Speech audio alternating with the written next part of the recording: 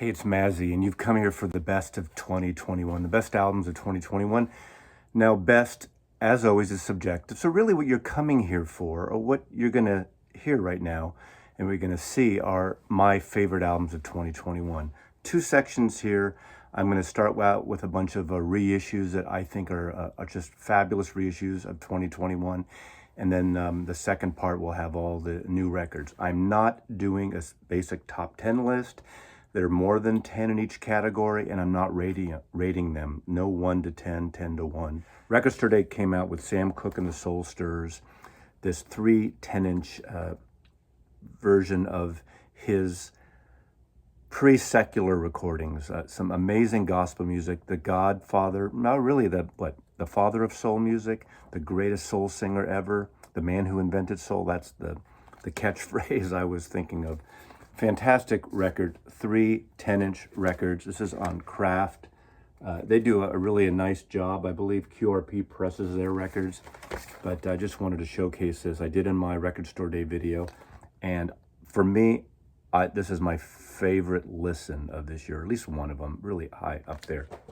Jackie Me Too. I never had any of his music. I knew of him from the original member of the Scatolites, one of the great reggae bands ever, and this is a collection of his, the Keyboard King at Studio One, that really merges that reggae, soul, funky, kind of jazzy organ playing, which I love. I'm a big fan of the jazz organ and the funk organ, and in this music, this is a double LP set that was reissued, that was just came out in the last few months, and it's really funky. There is one track, as I recall, that has a vocal on it that I'm not too enamored with, but aside from that, I think this is a fantastic record. It's got a great groove to it, and I realize a lot of these records, or some of them, have this great groove thing going that I really love. So, Jackie Mittoo, the Keyboard King at Studio One. Next is Fela Kuta's return to London, EMI Abbey Road Studios.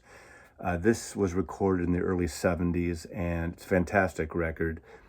Well recorded, just another great groove. I talked about great groove records, and Fela's London scene just doesn't disappoint. So if you don't have any of his records, and I know his music really well, I just don't have a lot of vinyl of him. And so this is a welcome release from 2021 and on my top reissues of this year.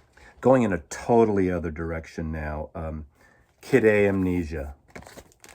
This is a combination with added subsequent recordings from the Kid A Amnesia Radiohead, 20 years old now. Initially thought to be possibly enough music to make a double record. They put Kid A on, and Kid A, to me, changed everything for Radiohead and for me personally. I love their electronic vision, that sound over their guitar-based earlier recordings. But this is a fantastic 3-record set with lovely artwork. There is an expanded box coming out with a wonderful art book coming out in the new year. It's been delayed, obviously, because of pressing plant and printing issues here, but high on the list for me. A couple live back-to-back records, archival recordings finally issued. Joni Mitchell's 1969 Carnegie Hall set, fantastic record. The archive, her bootleg series, which is really called the Joni Mitchell Archive, are coming out, and they're reissuing the full albums in boxes, and they're reissuing a lot of outtakes and unreleased material over the next several years. They're doing, very much along the lines of what Neil Young does with his archive and bootleg series. Fantastic. Again, this is 3 LPs, actually 5 sides with an etching on a white vinyl. This is one ordered directly from her website, but it's a fantastic recording and a fantastic time where really she was breaking out in Reprise Records and putting out some amazing, amazing music. So Joni Mitchell live at Carnegie Hall, 1969. And the other live album, which is an archive series and a recording I know very well. I've had this on digital forms and bootlegs over the years. And this is the Madison Square Garden Complete Bruce Springsteen and the E Street Band, the No Nukes concert. On the soundtrack for No Newts at the time, the release had several songs from that. But this is pretty much the whole show, entire concert, New York City. Fantastic. To me, Bruce Springsteen's at his finest was that mid to late 70s period. I first saw him in 75 at the Paramount Theater in Oakland, and then 3 times that year, actually. And then in 76, and of course, the great 1978 Winterland show, which is just amazing. So great time for Bruce and the E Street Band. Fantastic recording. Next is a beautiful reissue of the first Pentangle album from 1968. Renaissance Records has been starting a reissue program that started with the first 4 Pentangle albums. I have pretty much every Pentangle album, and what a great folk rock with a jazzy side to them band. I first got into them in 1971, even though this record came out in 68. When I bought my first component system, this was one of the test records. The store was playing, they were playing Stanley Turrentine Cherry record with Milt Jackson on CTI, and this. And I fell in love with this record. They were playing the last song on the album, Waltz, which is an acoustic-based, jammy, jazzy folk piece of music. It's stunningly beautiful. John Renbourn and Bert Jansch had been playing together. They had a string of solo albums prior to this, and then a duet album. And then they formed Pentangle with Danny Thompson and Terry Cox, who were a great rhythm section they came from the jazz scene, the British jazz scene. And then they brought in Jackie and McShea, but they come from that, the late 60s British folk jazz scene, which is pretty remarkable. I'm a huge fan of. I haven't heard the other 3 records from this reissue series so far. I plan on checking them out when I can. I do have originals, and this sounds fantastic. I don't know all the details, although I did reach out to them, and they said they're from the original UK masters that from BMG in the United Kingdom. Now, is there a digital step? I don't hear that. However, if something comes from a digital source or has a digital step, if it's mastered well, I don't care. I don't hear it. But I just want to let you know, compared to my music on vinyl version, I believe I have of this, a UK and American reprise, this sounds spectacular. So if you don't have this record or any Pentangle records and you're not finding clean used copies, I would suggest this series. They're out there in the world. My only criticism from this, and it's more of an aesthetic thing. First of all, the album cover is beautiful, really well designed. Gatefold, which the original is not a gatefold. So they add some information here. They add the track listing on the inside. So it seems to me it has more. I have to look back on my originals. But my only criticism is the size of this friggin' barcode. I mean, okay, that's too big right there. But that's like, we're talking, super size big of a barcode. Really, do you need that barcode? And then their own typeface from the reissue over, it's kind of like pushed in. So that's an aesthetic design thing that I think could be improved on. But sound-wise, this is an amazing, beautifully sounding version of this record. Highly recommended.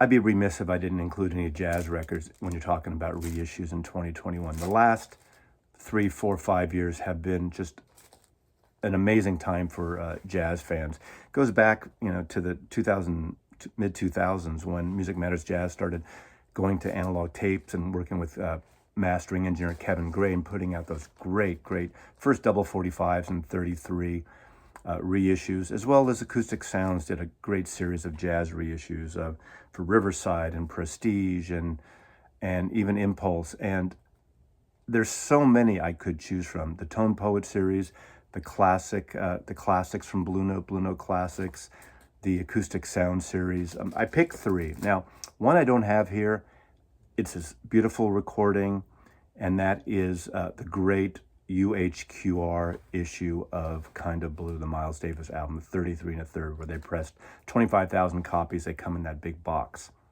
It's fantastic. It sounds fantastic.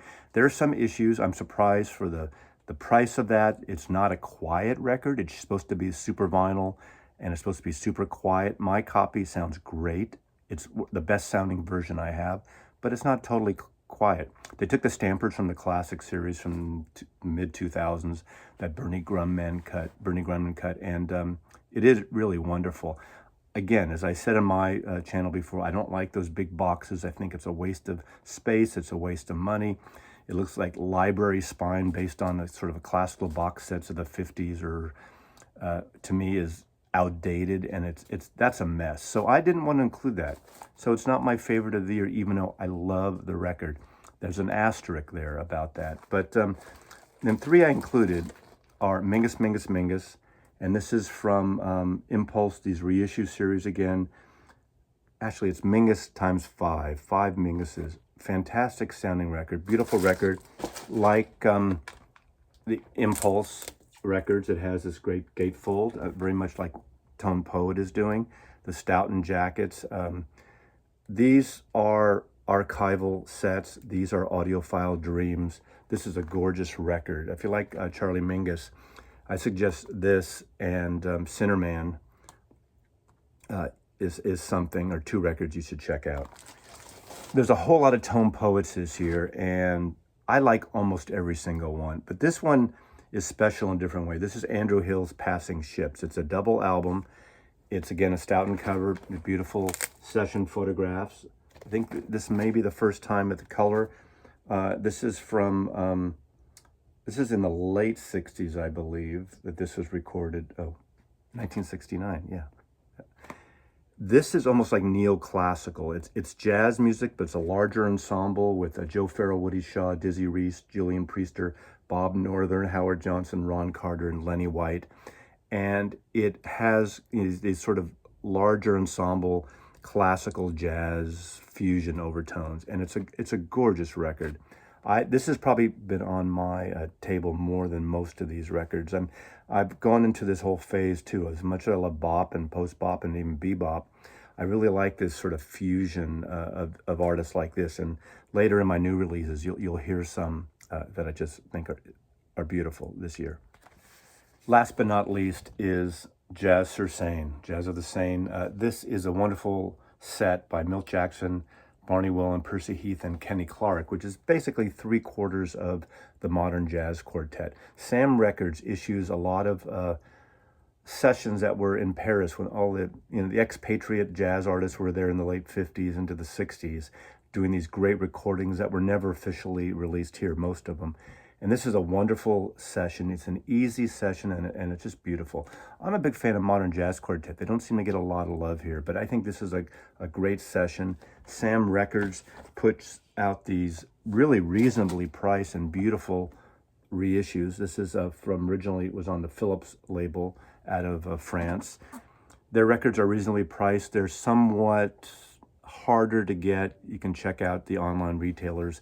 They come in batches and they keep pressing them up. They're usually not limited, but there's times when they're not available for 6 months to a year. They're beautiful old school covers.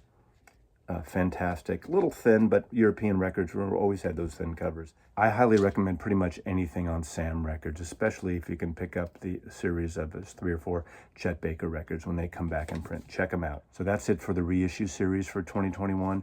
Now, after this little interlude, we're going to come back with my favorite albums of 2021.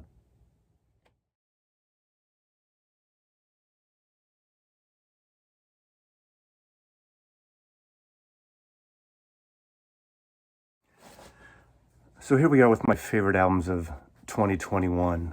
Not in any order, about 20 here maybe, give or take. I just love these records, and they've been on the turntable most of the year, on and off. Some are more recent than others, and so let's jump right in. One of them that really caught me off guard, and that was Night Beats, Outlaw R&B. Fantastic record. This has sort of a country psychedelic sound. There's a sheen to it that brings reminder of the later period Birds a little bit, but it's more psychedelic and it's more ethereal in a way. Just beautifully recorded, a lot of great melodies, wonderful psychedelic packaging, which I always love. He's an artist that used to be in Seattle. I believe he's in Portland, Oregon now, or Oregon somewhere. Fantastic record. And I find there's a lot of rootsy psychedelic crossover things with folk flourishes here that I've fallen in love with this year. And this is by far one of my favorites out out in front by a long shot. This is a project by Ripley Johnson. Ripley Johnson put this out under the name Rose City Band. He's had, I think, 3 records under this moniker, this band name. He was in San Francisco, another artist that moved to the Northwest, out of Portland now. He had a band out of San Francisco called Wooden Ships, spelled S-H-I-J-P-S. That was a sort of a neo-psychedelic band as well that had sort of electronic, rhythmic, repetitive overtones to it. And I'm a huge fan of the Wooden Ship records. Now he's into the Rose City Band, and Ripley is going in a more sort of Grateful Dead direction, Grateful Dead a la American Beauty, Working Man's Dead, that country dead. So you got psychedelic country again, the folk thing, the country thing, the rock and roll, wonderful thing. It's just called Earth Trip. Fantastic record. It fits in, it fits in right after Outlaw R&B there, and it's really nice. And it's nice that there's this kind of genre and direction coming out of the Pacific Northwest now. Love it to pieces. Now, how can you not love this cover? Of course, Wanda Jackson Encore, probably her last record ever. Co-produced, not all of it, but a lot of it by Joan Jett. Fantastic. Now, no surprises here. She's sort of the queen of rockabilly, taught Elvis Presley a few things, and just in her 80s now, she's still rocking. Maybe not as intense as she was doing in the 50s and 60s, but fantastic collection. Again, exactly what you'd expect it to be, a fantastic record. It's just a fun record that I've been playing for the last several months, and this is Encore by the great Wanda Jackson. This record I put on when I first got it. I played it a couple times and then put it away for about a month and a half, 2 months. Christy Hines, one of my favorite vocalists ever, and obviously we all know her from The Pretenders. Her jazzy cover record of 2 records ago was very high on my list. She did in between that a Pretenders record, and this is a record obviously recorded during shutdown, during lockdown, and it's standing in the doorway. Christy Hines sings Bob Dylan. Now, does the world need another Bob Dylan cover? There are a couple this year, in the last year, of people doing Bob Dylan. What are you going to do during lockdown? You can get these songs. You don't have to worry about writing them. You can rearrange them. She picks a great variety of songs, not the typical hits like Mr. Tambourine Man, Blowing in the Wind. You're a Big Girl Now, Sweetheart Like You. My favorite cut on here is her version of Blind, Willie McTell, and Love Minus Zero, No Limit. Fantastic record. This is produced by James Walborn, who plays all the other instruments aside from the guitar, who's, I think, the Pretenders guitar player of late. And it's just a fantastic sound. She makes these songs hers. She doesn't do them exactly like Dylan does. Of course, Dylan doesn't do his records exactly like Dylan does anymore. But I've been playing this again in the last several weeks, and I really like the intimacy and the no frills, it's not overproduced by any stretch of the imagination, even though James Wellborn plays keyboards, acoustic guitar, high string guitar, mandolin, background vocals. Recorded in the UK, fantastic record of Bob Dylan songs by that great voice of Christy Hines. Love this record. This is a record that also caught me by surprise. You could call it a super group. Not so super. This is Painted Shield. It actually, I think the initial release was coming in 2020. Some of the music came out digitally in 2020. I don't believe the vinyl came out till 2021, so I'm including here. Painted Shield is a super group with Stone Gossard, guitar player from Pearl Jam. Obviously, if you're a Pearl Jam fan, grunge person, you know who he is. But what really interested me was Mason Jennings. I'm a fan of Mason Jennings, who's this indie folk artist that I've been into for the last, 15 years plus, mostly on CD. In fact, all on CD. I think he did some Dylan covers as well at some point that are just really beautiful. He does the singing on this. So this is a hybrid of some rock and roll, but it's got a more a moody folk pop sound to it. It's really a surprisingly great record. Painted Shield. semi-super group in a way, highly recommended on my best of 2021 list. This is an intense, quiet record. Little bit of anger, little bit of intensity. Last year's record, the live record he did during lockdown, the live show he did during lockdown, the live performance in UK is amongst my favorite records. That's an intimate record where he takes his best songs, records them on piano. Is a beautiful record. This is an intense, moody record. Carnage.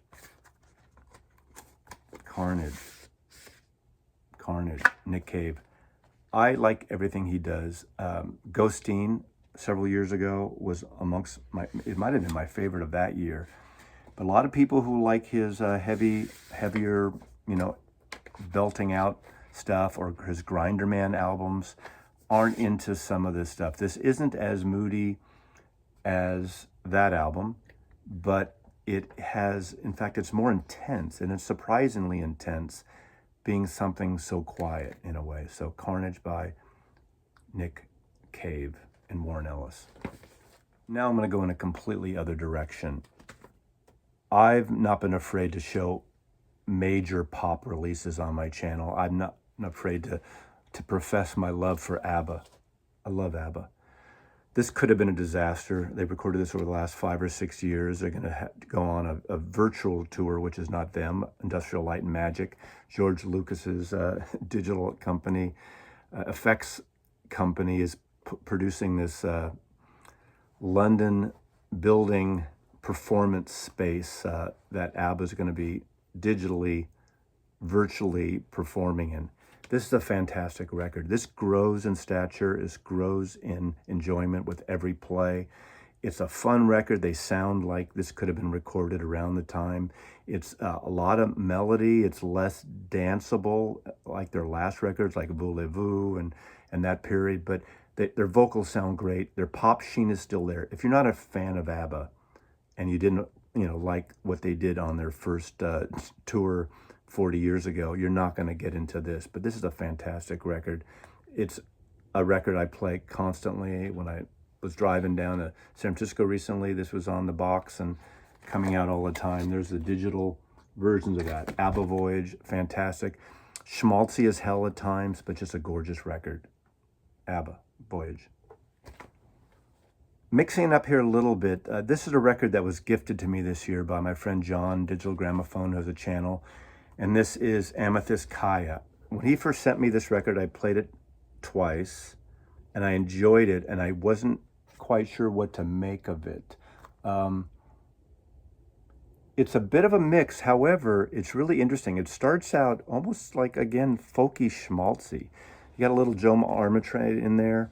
You got a little bit of Tracy Chapman, and then it gets intense. Then it has balls in a way, and she does some mix of more bluesy, rhythm and blues, soulful folk music, some electronics thrown in a little bit, and it's a wonderful record. There's a lot of stuff going on here. Like, what the fuck is this?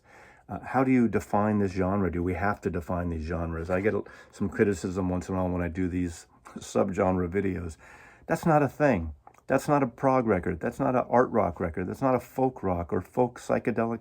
We can package these in our own minds, in our own taste, any way we want to.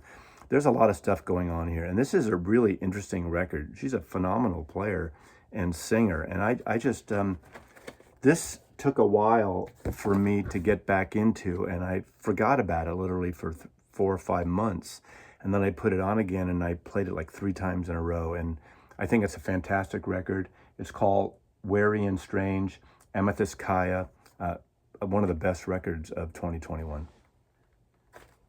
Since we're going into something a little different, there's a woman named Liz Harris, again, another artist who's in the Pacific Northwest in Oregon, and she's been putting out albums for 15 plus years under the moniker Grouper.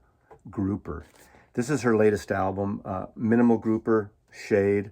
I say minimal because I almost passed this record up, and this is the thing I have a little bit of beef. I get the artistic aesthetic, but you look at these records, and there's sort of minimalism. They're so, like, You can't even see that. It doesn't show up here. Hard to read. You don't know which is side one, side two. I would say this photograph on the back, she's into this sort of Pacific Northwest ethereal, foggy coastline feel to her music. This, in a way, illustrates exactly what's on this record. So I admire that. It's frustrating sometimes as a listener or as a viewer to figure out what side, but maybe it doesn't matter.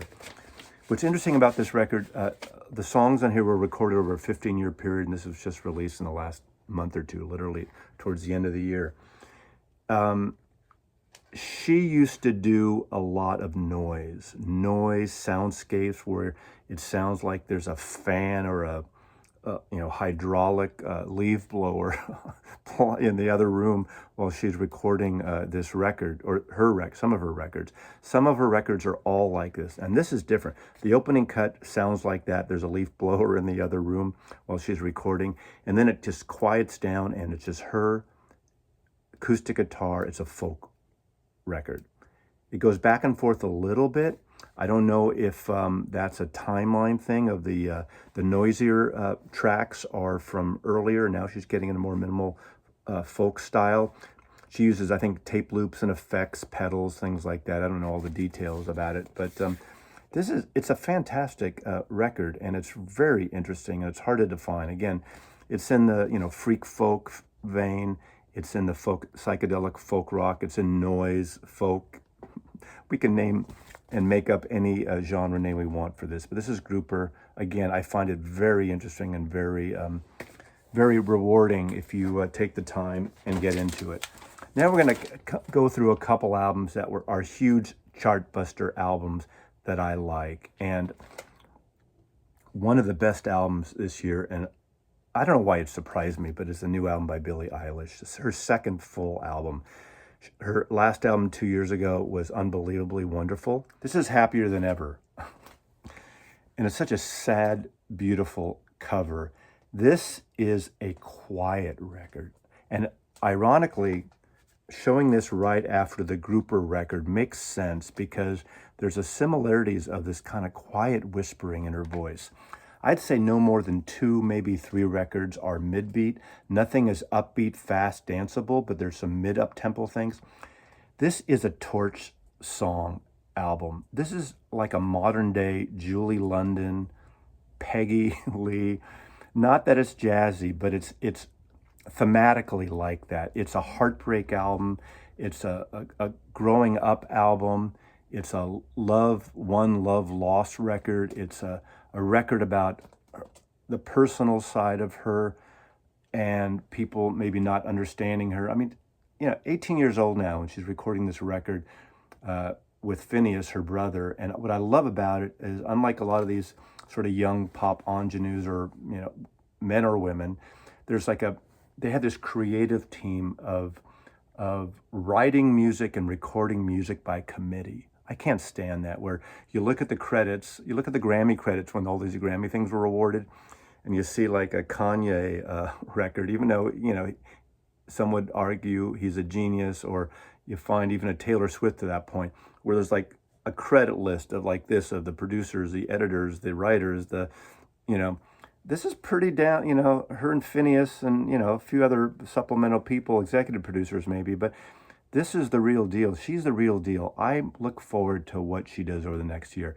She whispers. This is a very personal, intimate record. And again, it's a quiet record. I find this a gorgeous record, beautifully recorded and presented, photographed, packaged. Fantastic. One of the best of 2021.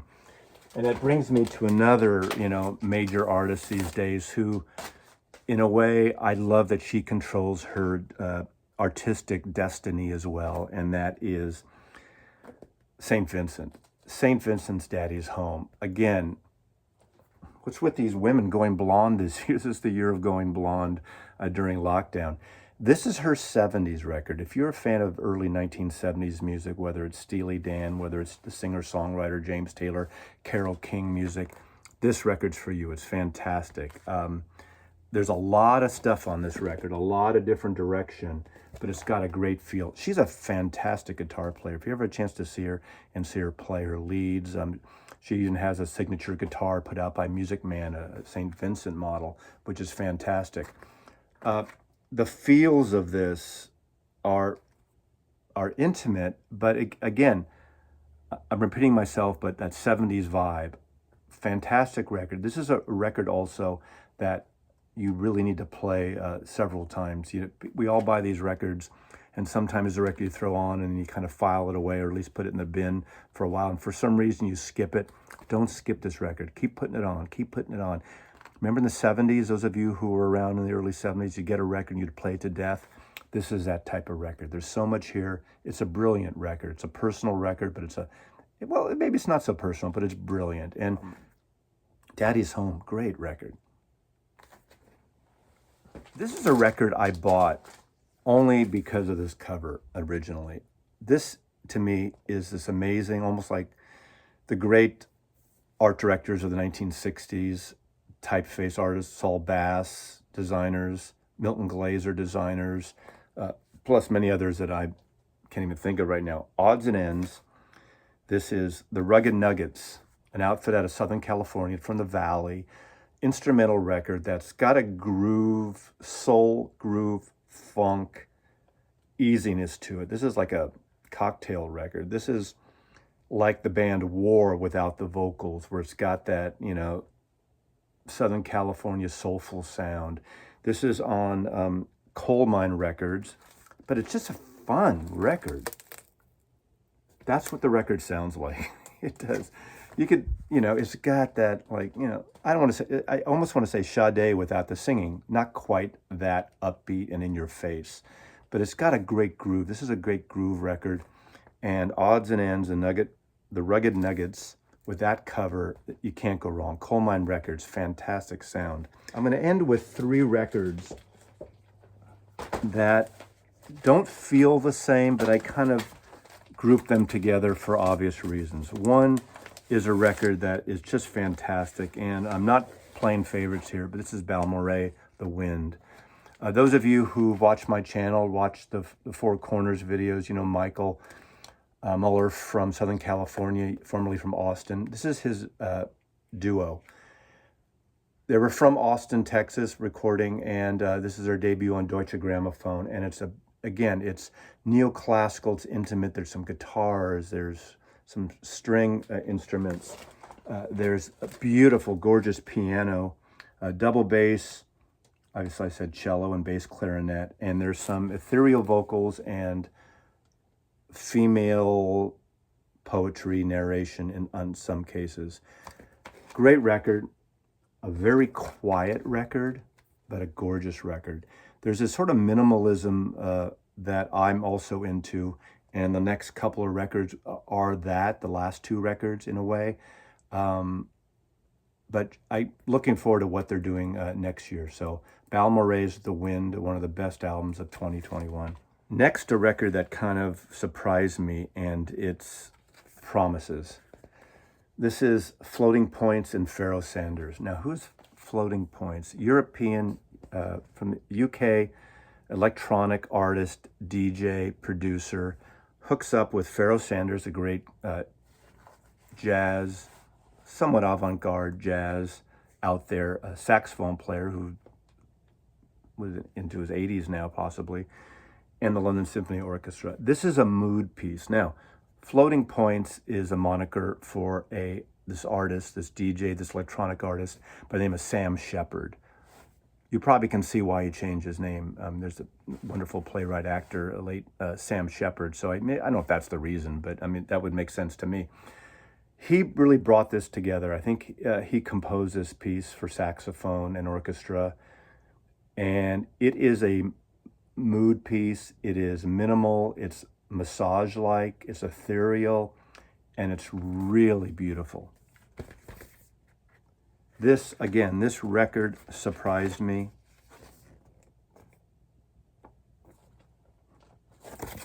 Highly recommended if you like that. Don't expect an in-your-face saxophone avant-garde crazy record. Don't expect a bop record or a bebop record.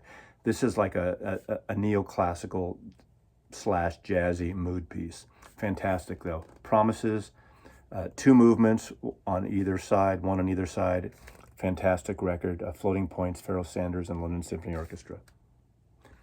And lastly, a record that surprised me, and this record was actually sent to me. I've showcased the label Rune Gramophone before out of Norway. They put out, Rune Gramophone puts out a lot of Norwegian artists only, avant-garde, jazz, neoclassical, a mix of things, but with these beautiful, beautiful covers. And this record, and I'm gonna, again, I showed this record before, and I'm gonna butcher his name, Cagetil Muliad piano, solo piano record. This record is possibly the most beautiful record that it's been on my turntable this year. I know I said that about many others, but this is good when you want that atmospheric piano, not unlike Colon concerts by Keith Jarrett or the solo improvisational records by Chick Corea. This has atmosphere to it. This record